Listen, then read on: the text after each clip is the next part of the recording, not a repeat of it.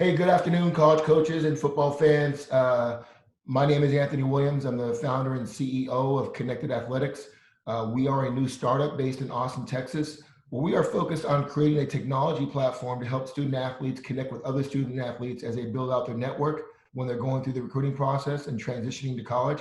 We're also here to help them connect with college coaches during the recruiting process. But more importantly, we're here to help student athletes successfully transition from high school to college and then into a career either in the NFL or in their major as they move forward. We've got one of the top linemen in the class 21 across the country. Cullen Montgomery is class 21 O-line, 6'5", 320, 2.9 GPA. He's got close to 30 offers. He's already a commitment to the OU Sooners and Coach Riley. Cullen, how you doing today? I'm good. How about you? Man, I appreciate you coming on the show and sharing your journey and your story. I'm really looking forward to hearing. I've obviously seen your video and evaluated you, and I want to get to know more about you as a person. So I'm looking forward to hearing that. Let's just jump right in here. Let's talk a little bit about, well, obviously the background. You and I just got done talking. Tell these coaches and these fans right now, where are you right now? Well, I'm actually at work. I'm on a break right now, so I'm just spending time, by myself, just talking. Yes, sir. Okay. And then also tell them, what do you do? You're a technology guy too, so you're your social media guy for who now? Yeah, so I work at a dentist office, and I also run a social media. So I just do like marketing and stuff, just helping the business grow the platform. Yes, is that something you're doing now, or is that something that you see yourself doing down the road as far as a career when football's over, whenever that is? It's something I'm doing now, right now, just to help me, get my social skills up. So that's about it. Yes, okay. Well, Cullen, let's just jump right into it. I mean, let's have these players and these fans get to know you better. Let's talk about first your academics. You got the strong GPA 2.9. Tell us the importance you put in your academics in high school and how you're going to put the importance of your academics at OU when you get there. Well, to me, it's important to prioritize, what's important to you. You can always get hurt. Anything can go, possible. So it's just important to, have some backup plan. People are gonna look strong. They're not gonna just look at your, football aspect. They look at all around. What type of person are you? So I think that's big besides football. You really need it. Yeah, I love what you said, and it's true. As a former player myself, football is going to come to an end one day, and I'm a big believer that football should be an enabler for you to get the best education you can get before the game is over. Yes, sir. I believe that as well. You have to have it. Yeah. Tell us some of your favorite subjects that drive that your GPA. I'm a history and English type of guy. I like just learning the history of the world, how the world evolved and stuff like that, English, just learning different stories and different meanings and different, words and backgrounds. So I'm that type of guy. Is that something we're going to see you major in at OU, or have you made up your mind yet about what you're going to major in? I haven't made my mind up, but I'm kind of strongly considering engineering because I kind of like that a lot. So, yes, sir. Okay. Well, you're speaking to an engineering graduate back in the day when I played football. I graduated from San Francisco State. I got my degree in industrial engineering, ended up in electronics and working in Silicon Valley. Do you have an idea of what kind of engineering discipline you want to focus on? More of the petroleum engineering, like the oil type. I'm strongly considering that for college. Okay, good stuff. Hey, you're about to go into your senior year here at Episcopal. You want to shout out a certain teacher, tutor, counselor, AP that has really helped you keep focus on your academics? Who would that be? One of my tutors, Miss Cantrell, she plays a really big role. She's not just a teacher. She's very nice and she's generous and helpful. So I think really a lot of my teachers at Episcopal, is more than, they all help me. They want to see me at the top. So they all, include my coaches as well, they all do a good job of helping me and keeping me on track. I'm sure I know the answer to this, but I'm sure Episcopal's done a great job of getting you ready for the college academic environment. Talk a little bit about that transition and how you see it going. Well, it's going really well. When I got to Episcopal, it was a change for me. Just putting my academics first. Which I always have, but it's the academic, the curriculum is just harder, so you have to study more. So I think it's just just prioritizing. Like I said earlier, that's a good skill to have, not just in football and school, but just in life. Period. Take your responsibilities, then you can do what you want to do. So absolutely. You probably have talked to a lot of players that that have gone to college. Number one thing for success in being a college student athlete: time management. Making sure you're putting your equal time in academics and studying amongst all the other responsibilities you have in football. So it sounds like you've got your head on straight. Give us an idea when it comes to learning. What is your favorite learning style? Are you more of a verbal, visual, or physical learner? I'm probably more of a visual. I mean, because it translates to football for me. If I see something, rather than somebody telling me, I think I'll understand it better. So it's more visual than anything. Okay. Tell us, as far as teachers and stuff, do you have an idea of, you know, after college is over, when football's over, how do you see your life taking place once football's over, whenever that is? After football, I see myself owning multiple companies.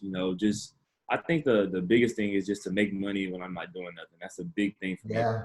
My mom owns a business and she's has a lot of popularity, so I understand like the time management and the energy she's put in when nobody else saw. So it's Right. just my goal is to after make a lot of money for football and NFL, also make money while I'm asleep with my businesses and my companies.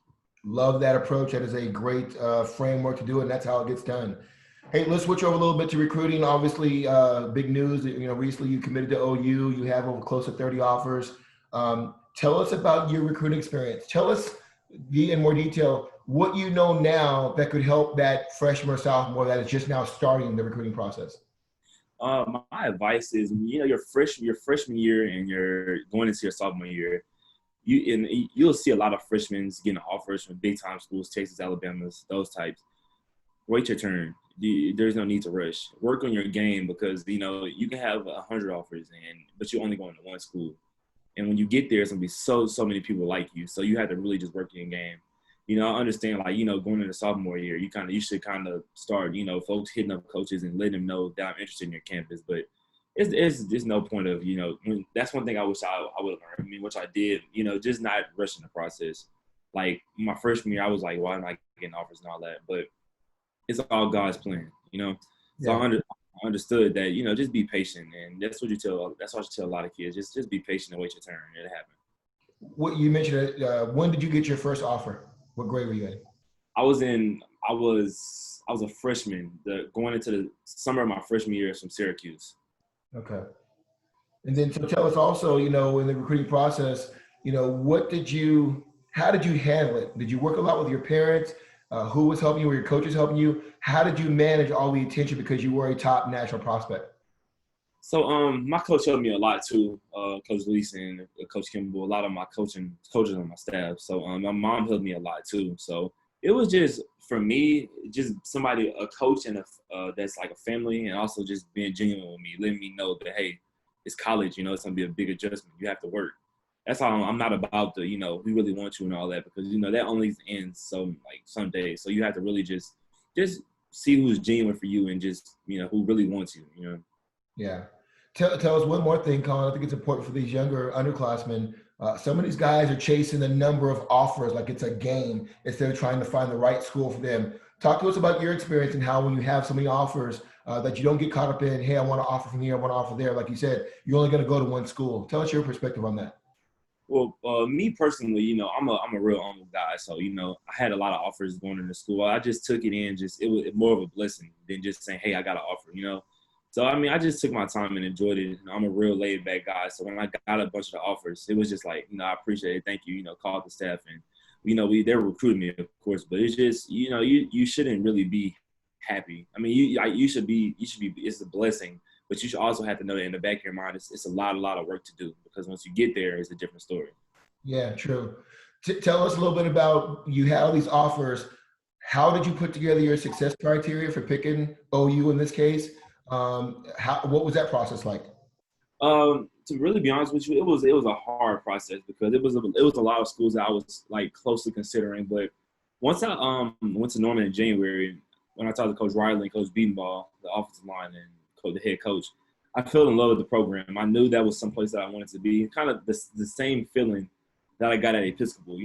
Coach Lees, he didn't really tell me a bunch of like, oh man, like it's gonna be a good time. He said, look, man, you have a lot of potential, but it's up to you to develop what you have. I think I got that same feeling. So I knew then it was a no brainer for me that I wanted to go to OU. Okay. Tell us, from a player standpoint, going into your senior year, what do you consider your strengths, and what are some of the things? I'm a big believer in football. You're always a work in progress. What are some of the things you're even still working on to be the best senior player you can have this year? I think my strengths are really and truly my aggression and my passion to the game. I'm a person that I really, really like to. I like to play hard-nosed football. You know, I have that balance of turn it on, turn it off. Like outside of the field, I'm a good young man that just loves to play football. But other than that, when I'm on that field, I believe that it's time to work. It's time to put the games away and not worry about anything else but me and you. So I think that's important. But what I'm still working on, just getting stronger. Just for college, there's gonna be people stronger than you, bigger than you. Working on my technique because no matter how big and strong you are, you always have to have a technique in what you do. So I think that's very important for me.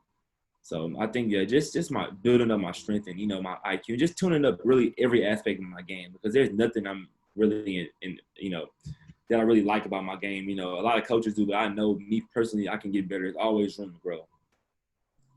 Well, it's something very interesting you mentioned, and you already have NFL size, but you mentioned it. Technique is still everything, and you can always get better at your footwork, at your hand placement, things like that. So I love that you understand that because when you get to college, with OU, everybody's going to have good size. Everybody's going to be big and fast and strong. It's going to come down to technique, mental approach, your work ethic, studying film, all those other things, because everybody on that 85-man scholarship roster are going to be the man where they came from, right?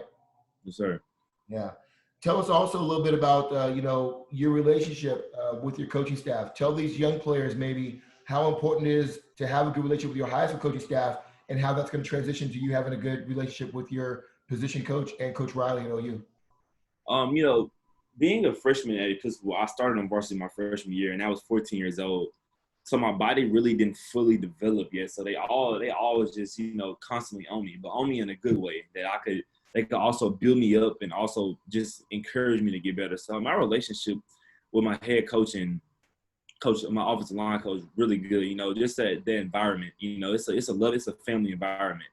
That's why why we won this year because just being together and really chilling and game plan. I think we did that every game, and so I think our approach to the season was different just because of who we are. The family and the brotherhood that we have at Episcopal. So it's very important to have a good relationship with your coaches. Tell us, as you've been going through the recruiting process with OU, tell us how you probably already starting to form a relationship with the O-line coach at OU. Talk to us a little bit about how that's now forming as you go through your next 4 years. Oh yeah, so Coach Riley and Coach B are really good people. I talk to them. I talk to Coach B every day, and I talk to Coach Riley like every week. So it's just being genuine with me, telling me what I need to improve on before I get to OU. I'm always asking questions. We actually had a Zoom where we watched film, me and Coach B, and he was just telling me, different positions and different stuff, how to block. And I think it's really, really important for me because I understand that once I committed, it just wasn't like, oh, he committed, we're done recruiting. They still trying to recruit me like I haven't committed yet. So that's big for me. And I appreciate them doing that because it lets me know that they really want me. It's good stuff. Cullen, tell us a little bit, dealing with adversity is a big part of being a student athlete and in life in general. Tell us a time that you had to overcome adversity, maybe over your time at Episcopal or as you transitioned to college. Yeah. Really my freshman year, I had to really overcome a lot of adversity because I was so young. I came from 8th grade where I was dominating everybody, just physically dominating everybody. Right. And then going to Episcopal where I'm playing with players like Jalen Waddle, Marvin Wilson, people that came from there. It was important for me to understand that, okay, like the 8th grade is out the way. This is high school now. So it's time to adjust to high school. So I think just in the school period, I just overcoming and understanding my place and what I can do to, better myself each and every day. Like we at Episcopal, Coach Leese has a saying, get 1% better each day. And this is not all in just in football. It's all aspects of your life. So I use that every day. When I go to sleep at night, I ask myself, did I get 1% better today? So that's big.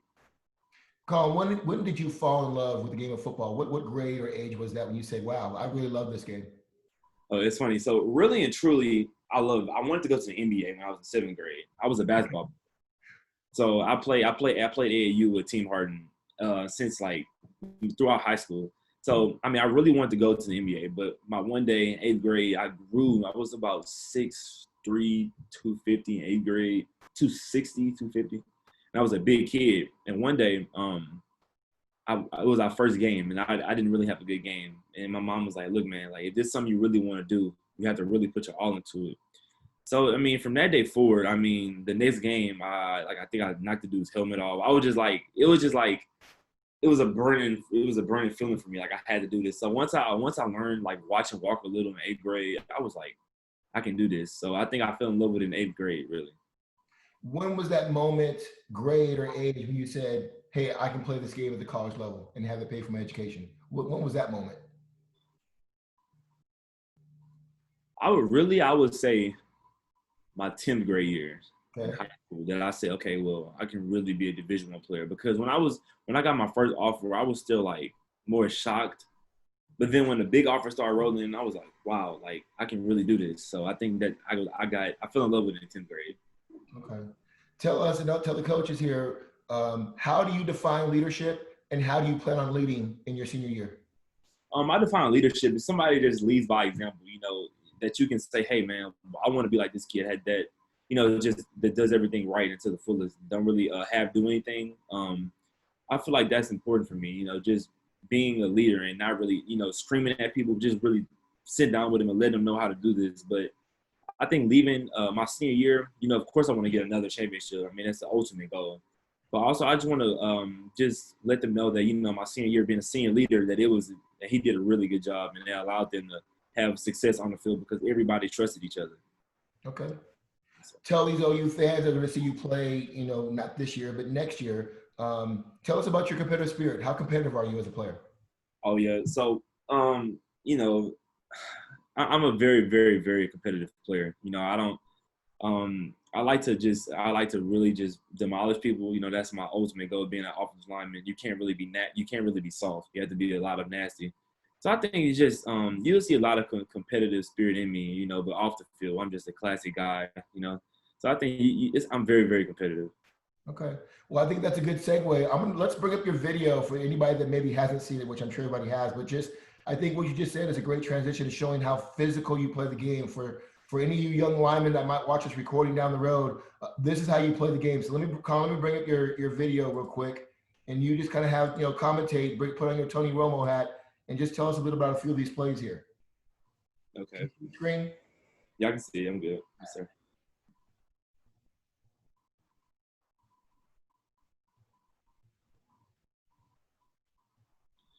Okay, so this first play coming up, I know it's a pull play, and I have to get out and go hit somebody for my running back to run.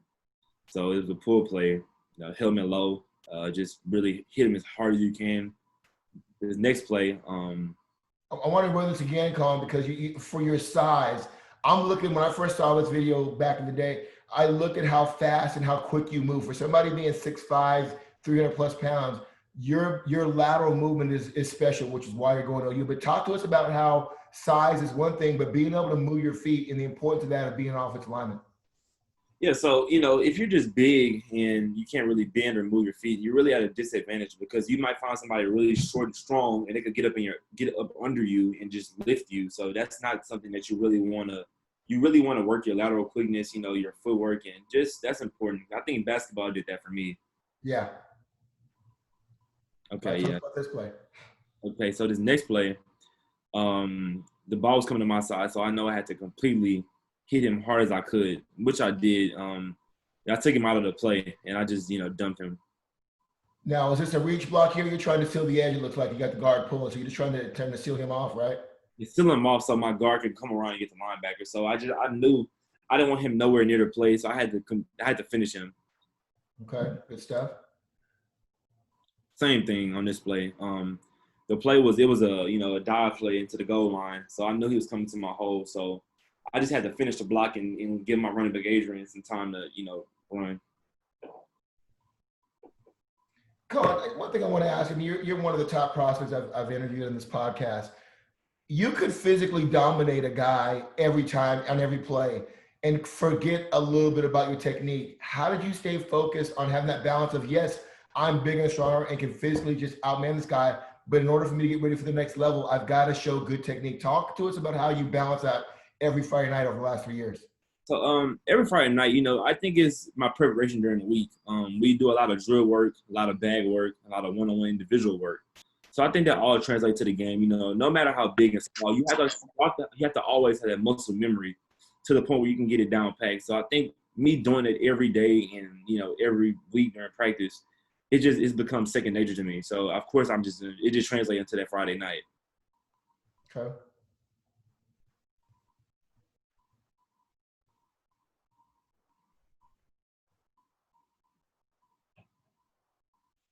Colin, do you feel more comfortable pass rush or run blocking, or does it matter to you? Um, I'm more of a pass protection guy because I like to show my feet, my athleticism when I get out of my kick. So I'm more. I mean, I love run blocking, of course, because it shows just natural physical ability. But I'm more of a show my feet and get out there type of guy. So I'm a more of a pass blocker. Now, the one thing that's impressed me over your 3 years at school is your athletic ability at tackle. Do you think Lincoln Riley's going to put in maybe a tackle eligible player where maybe you catch the ball in the end zone? I mean, if he does, of course, I'll be ready to do that. That's a big man's dream, yes, sir. I like it. I like it. One last thing, we watch your video here. We'll finish up here. A lot of really good offensive linemen you're playing with on that Episcopal team. Talk about your teammates and playing with that many other good players on your team. What that's like. Oh yeah, so playing with the offensive line, our running back and Donovan Lulu, of course. They're all good people. Nobody really is really big headed on the team. Nobody's talking about, hey, I have all these amount of offers. We just all make each other better in practice. I think that's the biggest thing. A lot of people really don't know about us. They make our team. We just have a overall good team. Because we all push each other. Even the people that's like not really giving their all in practice, like, hey man, let's go. Like you're better than this. So I think just connecting with people on a bigger level is very important for me personally. And that all that goes about being a leader too as well. So that's very, very important. Yeah. Hey, let's switch over to you as we finish up here personally. You've mentioned your mom a lot, and it sounds like she's had a very big influence in your life. Tell us a little about her and your relationship with her and the rest of your family. Yeah, my mom is she's very straight up with me. She always lets me know like my weaknesses and what I'm doing wrong, but she also is the first one to congratulate me on what I'm doing. Me and her, just not even just about football, basketball, school. We have a good relationship. That's my number one priority. Making sure she'll be okay in the future. But other than that, my family they play a big role as well too. They take me training and stuff like that. So I think it's just very important that I'm not just getting big headed. Just always knowing where you came from, knowing your roots. So I think that's just important for me too. So I have a good relationship with everybody.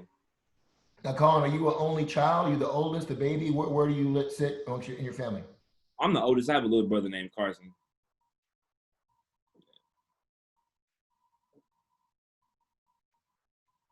Tell us about the importance you put on being the best big brother you can be. It's just important I set a good example because especially he's 8 years old. So me going to college next year, I have to set an example for what he needs to do. So I think I'm doing a good job. Staying out of trouble, staying in school, focusing on my grades and doing well in football and working out. He sees a good role model, so I know he will follow what I'm doing. Okay. Now let's get to know you away from football. We know you're a great football player. You got strong academics. What do you like to do? What are some of your hobbies? What do you do when you're not working out and getting ready for the season? When I'm not working out, I'm at home with my family, probably watching movies, listening to music. I mean, I'm really a low key guy, a family guy, so I'm mostly at home, with my family, laughing, playing games, cooking, stuff like that. So just that's about it. Well, obviously with this COVID-19 environment, we've all been watching a lot of Netflix and Hulu and everything else. Tell us the last good movie you saw on one of the streaming services that you liked. Oh, last good movie. I think it was Donnie Brasco that I saw like Oh, school. Okay. yeah, 2 nights. It was on Netflix. I just watched it. It was a good movie. Okay. And then obviously you're still a teenager. You just probably spend a little time on your phone. What are some of your favorite apps if fans that OU want to connect with you? Are you an Instagram guy, TikTok, Twitter? What do you spend most of your time? I'm most of a Twitter. I'm a Twitter guy and Instagram too. So, but probably Instagram more than Twitter because I use Twitter mostly for my football. But Instagram is more me personally. So Instagram, yeah, you Okay. can. And then tell us your music interests. Who are some of your favorite artists? What kind of music do you listen to when you're in pregame or working out? Well, pregame, I'm really not a rap guy. I'm more of an R&B guy because I like to calm down, before I really just get into my mode, like that's what a lot of people don't know. I'm more in the R&B, like, like I like Mary J. Blige. I like a bunch of people. Like, who else I like? I like a lot of people. A lot of R&B, old R&B. But rap. I like Lil Baby and Travis Scott. I think I like those two. Just because they all had that balance. So I mean, that's what I'm more of an R&B guy though. Well, so obviously you're working, you got a job. Are you a big shoe game guy? How's your shoe game looking? Yeah, my shoe game is going well. I just got some more shoes. Got some more Jordans the other day, some Jordan ones. So my shoe game is looking well. Okay. All right. Hey, tell us, people who have had a positive impact in your life, we talked about a little bit. Is there anybody outside your family that you'd like to shout out for keeping you on the straight and narrow, whether it's a coach or a teacher or a workout trainer? Who else has had a positive impact on you? Outside of my family, of course, my head coach, Coach Lease, and my offensive line coach, Coach Kimball. Um, just people. My uncle Ronnie, and my other uncle Nerville. They really do a good job of keeping me straight. But also my mom. Since a young kid, she's always kept me out of trouble and on a narrow path. So I know that I have to be a good kid because I have a little brother looking up to me. So that's more the motivation why I do everything right and well and stay out of the way. So I think yeah, that's about it. Okay. Well, hey, as we finish up here, my sister-in-law is an OU grad. My niece played softball there. Tell in 30 seconds, give your elevator pitch. What can the OU football fans expect from you over the next 4 years when you finally get there? You can expect a great offensive lineman, somebody that'll lead them to a national championship, and a future first round pick. Okay. All right, man. Well, hey, Colin, I really enjoyed this time with you. Good to get to know you. Wishing you nothing but success as you move forward. I'm looking forward to seeing you play this fall. Continue to be safe this summer, okay? And we'll see you soon. If you need anything, just let me know, okay? Thank you. All right, man. Have a great day. You too.